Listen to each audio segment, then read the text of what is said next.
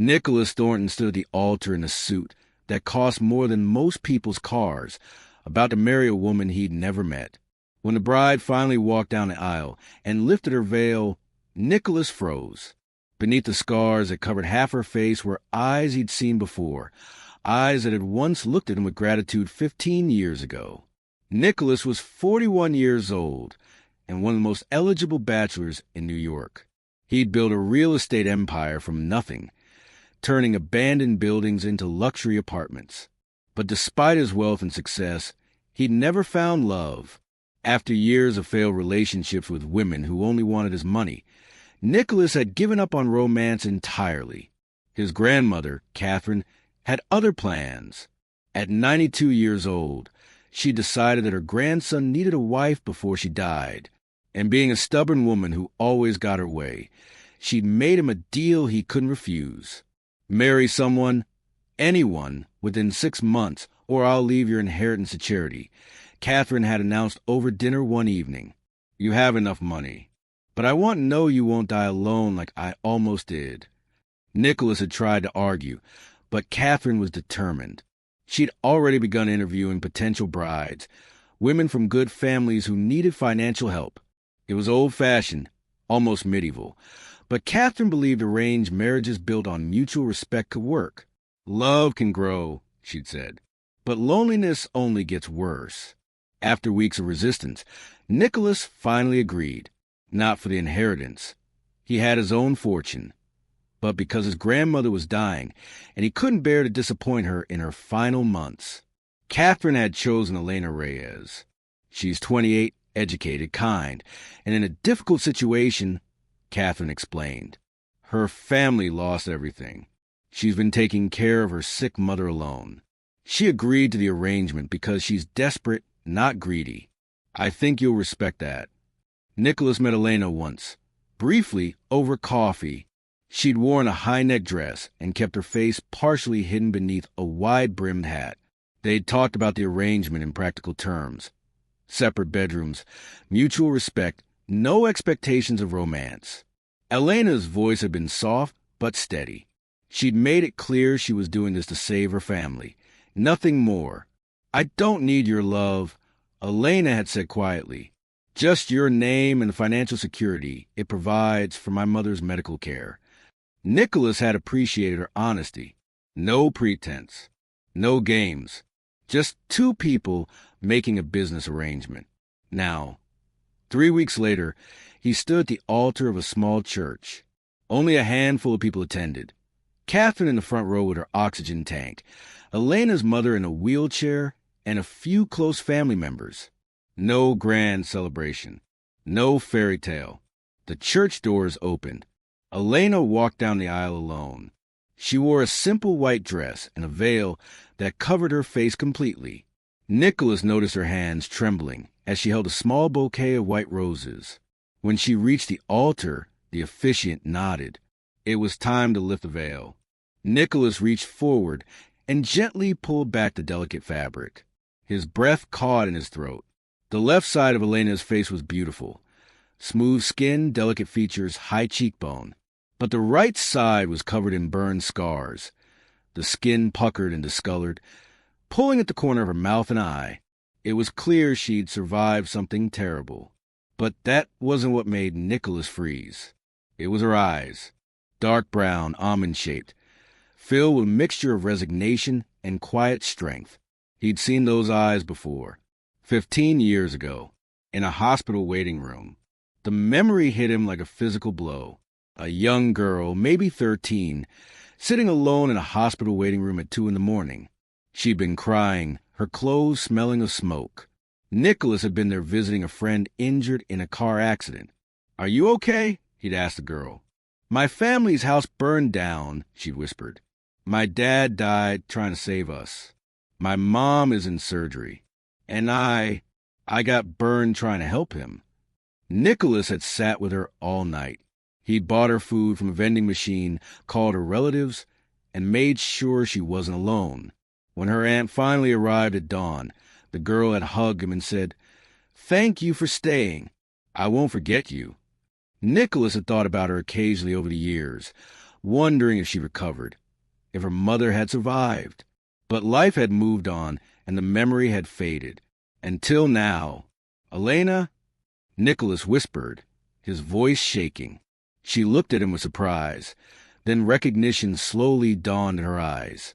Her mouth opened slightly, but no words came out. "You're the girl from the hospital," Nicholas said. 15 years ago. The fire. Tears filled Elena's eyes. She nodded slowly. The officiant cleared his throat, confused by the pause. "Shall we continue?" But Nicholas couldn't move. He stood frozen, staring at this woman who'd once been a terrified girl he'd comforted through the worst night of her life. And now, through some impossible twist of fate, she was about to become his wife. After the ceremony, Nicholas and Elena rode in silence to his penthouse. Catherine had insisted they at least try to live together as husband and wife, even if love wasn't part of the equation. When they entered the vast apartment with its floor-to-ceiling windows overlooking Central Park, Elena stood uncertainly by the door, still wearing her wedding dress.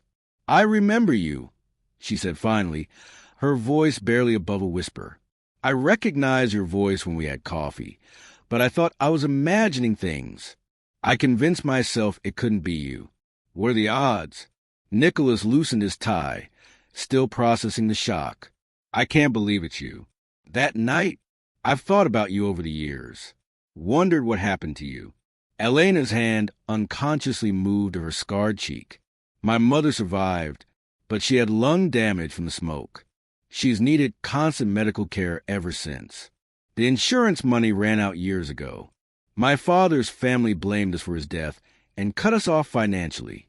I've been working 3 jobs trying to keep up with her medical bills. And the scars," Nicholas asked gently. "I was lucky," Elena said, a bitter smile crossing her lips. "The doctor said if I'd been any closer to flames, I wouldn't have survived. This face is the price I paid for trying to save my father." She paused. "After the fire, I had a few surgeries, but we couldn't afford more. The scars remained." Nicholas felt his chest tighten with emotion. "You were so young. I remember sitting with you in that waiting room, and you were trying so hard to be brave. You stayed with me all night," Elena said, tears spilling down her cheeks. "Do you know what that meant to a 13-year-old girl who just lost everything? You were the only person who treated me like I mattered, not like I was damaged or pitiful, just like I was a person who needed someone to sit beside her. I couldn't leave you alone," Nicholas said. "You looked so lost." "After that night, I looked for you," Elena confessed. "I wanted to thank you properly, but I only knew your first name, and New York is a big city. Eventually, I gave up." They stood in silence, the weight of 15 years hanging between them. Nicholas thought about all the failed relationships he'd had, all the women who'd wanted him for his money or status. And here was Elena, who'd known him before the wealth, before the success. She'd known him when he was just Nicholas, a young man with a kind heart. "When Catherine showed me your photo for this arrangement," Nicholas said, "you were wearing a hat and scarf. I didn't see your face clearly. I had no idea. I was ashamed," Elena admitted. "I thought if you saw my scars during that coffee meeting, you'd reject me immediately. Men always do." Her voice cracked. "I've been rejected so many times. By men who said they loved me until they saw my face in bright light. By employers who didn't want someone disfigured representing their company. Even by my father's family, who blamed me for not saving him." Nicholas stepped closer. "Elena, those people were fools." "Were they?"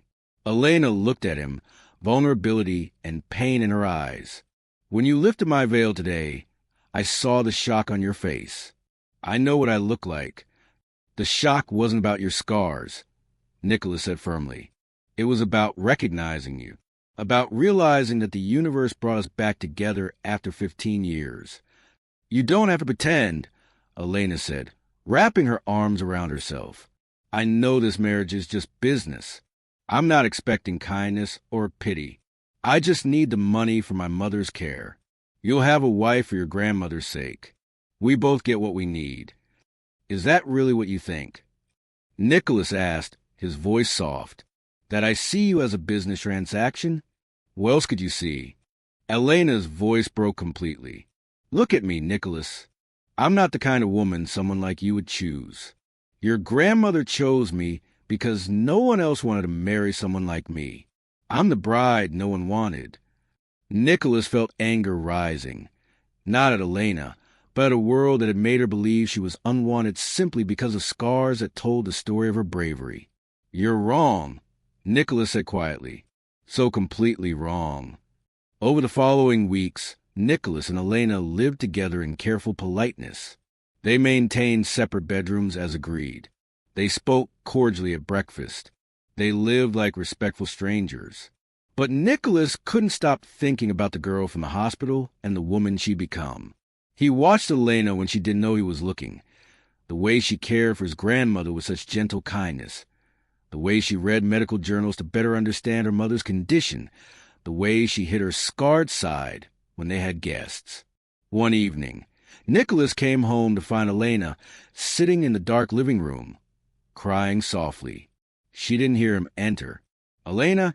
Nicholas approached carefully. What's wrong? She quickly wiped her tears. Nothing. I'm fine. You're not fine. Nicholas sat beside her, maintaining a respectful distance. Talk to me. I went to visit my mother today. Elena said, her voice hollow. She's getting worse. The doctors say she might not have much time left. And all I can think about is that I've given up any chance at real love or happiness to marry a stranger for money to keep her alive a little longer. What kind of daughter does that make me? It makes you a devoted daughter, Nicholas said. A selfless one. Does it? Elena looked at him with red-rimmed eyes. Or does it make me a coward who sold herself instead of finding another way? You found the only way available to you, Nicholas said. That's not cowardly. That's survival. But at what cost? Elena stood up, agitation in her movements. I'll never know what it's like to be loved for who I am. I'll never have a real marriage. I'll never... She stopped, her hand going to her scarred cheek in that unconscious gesture Nicholas had noticed she did whenever she felt vulnerable. Elena, do you remember what you said to me that night in the hospital? Nicholas asked. She looked at him, confused. I said a lot of things. You said, my dad always told me that the scars we carry on the outside are nothing compared to the ones we carry inside. Elena's eyes widened. I can't believe you remember that. I remember everything about that night, Nicholas said. And I've thought about those words many times over the years. Your father was right. We all carry invisible scars. Some from loss, some from betrayal, some from simply being human. Why are you telling me this? Because I want you to know something. Nicholas moved closer. When I lifted your veil at the altar, I wasn't shocked by your scars. I was shocked by recognition. And then in the days since, I've been shocked by something else entirely. What? How beautiful you are, Nicholas said simply. Not despite your scars, but including them. Because those scars tell a story of a 13-year-old girl who ran into fire to try to save her father. They tell a story of someone who spent 15 years caring for her mother at the expense of her own happiness. They tell a story of strength and sacrifice and love. Elena's tears fell freely now. Nicholas, you don't have to. I'm not saying this out of obligation or pity, Nicholas interrupted. I'm saying it because it's true, and because I've spent 15 years dating women who were physically perfect but emotionally empty. Women who wanted my money, my status, my name, but not me, not really. I married you for your money, Elena reminded him, her voice bitter with self-recrimination. Yes, but not for yourself. For your mother. And you were honest about it from the beginning. You didn't pretend to love me. You didn't play games. You showed up with integrity, even in a difficult situation. Elena shook her head. I don't understand what you're saying. I'm saying that maybe my grandmother was wiser than either of us gave her credit for, Nicholas said. She didn't just match us randomly. She saw something we didn't see. What could she possibly have seen? Two people who'd already crossed paths once when it mattered, Nicholas said. Two people who understand loss and loneliness. Two people who might actually have a chance at something real if they're brave enough to try. Elena stared at him, hope and fear warring in her expression. Are you saying? I'm saying this doesn't have to be just a business arrangement, Nicholas said softly, unless that's all you want it to be. Elena's hand trembled as she reached up to touch her scarred cheek. I don't know how to be wanted, she whispered. I don't know how to let someone see me, really see me and not run away. Then let me show you, Nicholas said. Let me prove that I'm not running anywhere. 3 months later, Catherine passed away peacefully in her sleep, a smile on her face. At her funeral, Nicholas found a letter she'd left for him. My dearest Nicholas, it read, if you're reading this, I've gone to join your grandfather. I want you to know that I didn't choose Elena randomly. I met her mother at the hospital during one of my treatments. She told me about her daughter, a brave, kind woman who'd sacrificed everything for family. When I saw Elena's face, I saw beyond the scars. I saw the girl you told me about years ago, the one you sat with all night after the fire. You didn't remember telling me that story, but I never forgot.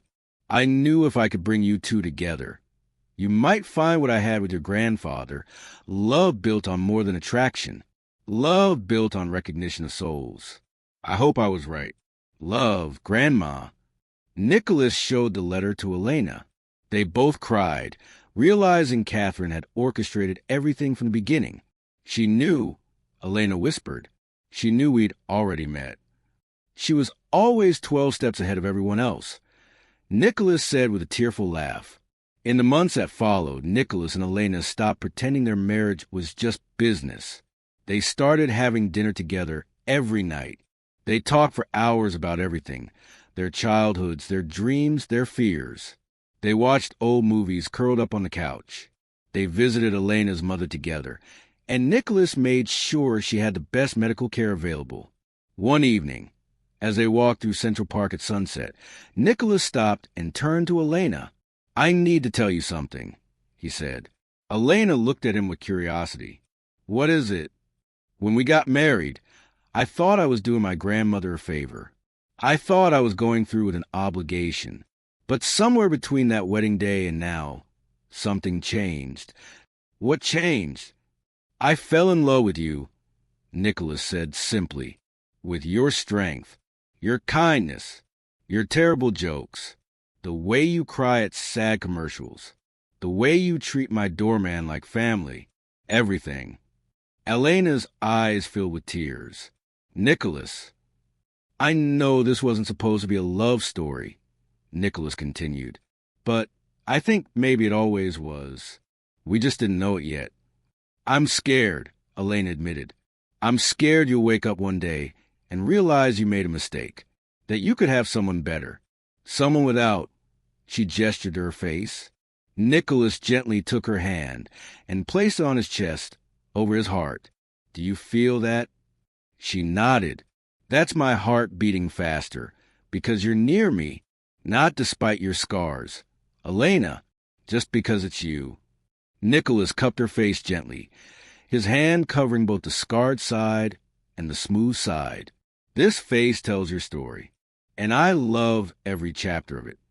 Elena kissed him then, for the first time since their wedding day. And in that kiss was everything they'd been too afraid to say. Hope, love, gratitude, and the courage to believe in second chances.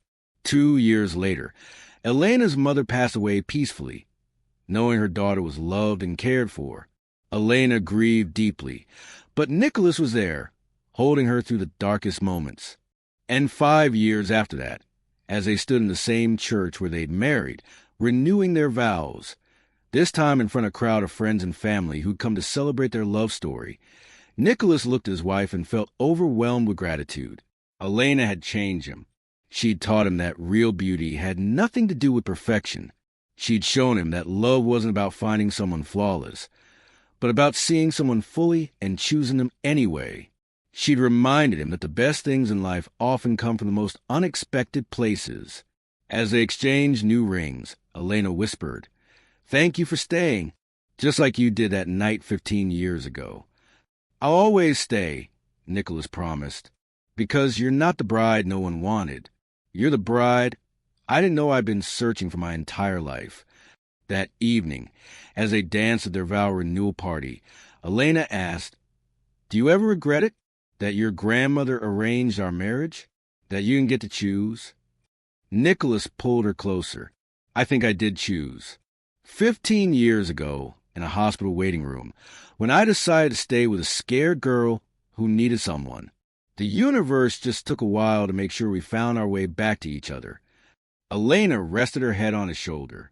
"Your grandmother was a wise woman." "She was," Nicholas agreed. She knew that sometimes the people we're meant to love come into our lives in unexpected ways, and that real love recognizes souls, not just faces. As they swayed to the music, surrounded by people who loved them, Nicholas realized something profound. He'd spent his whole adult life looking for someone who wanted him for the right reasons. But what he'd really needed was someone who reminded him of his own goodness, someone who'd seen his kindness when he was young and inspired him to stay kind as he grew older. Elena had been that person, and in recognizing her, he'd recognize himself. Because sometimes the greatest love stories don't begin with attraction. They begin with compassion. They begin with one person choosing to stay when everyone else would leave. They begin with seeing someone in their darkest moment and offering light.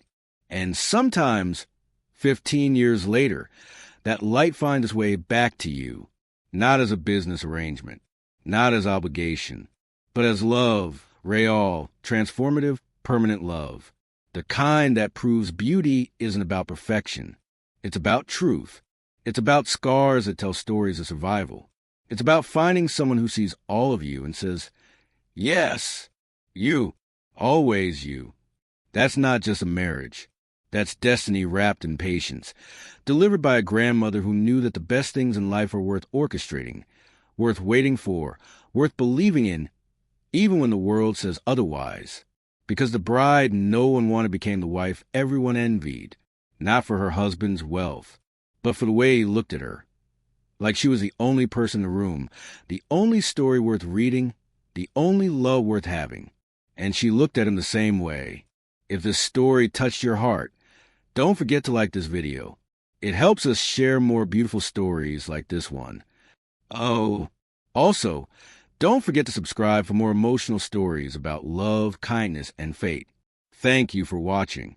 And tell us in the comments, do you believe everything happens for a reason?